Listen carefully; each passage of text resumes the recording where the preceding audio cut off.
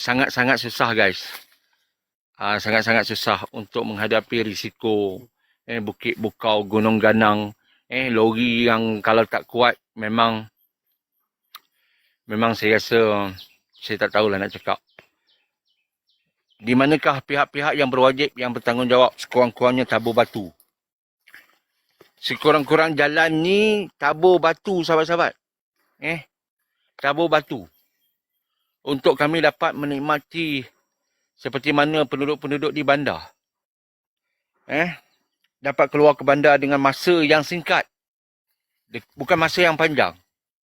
Kalau dulu saya menaiki bot daripada kampung saya menghala ke Kuala Tembeling. 1 hari perjalanan naik bot. Sampai ke Bandar Jerantuk dah petang. Pukul 5, pukul 6. Kadang-kadang sampai malam. Tapi jauh berbeza. Sekarang ni ada jalan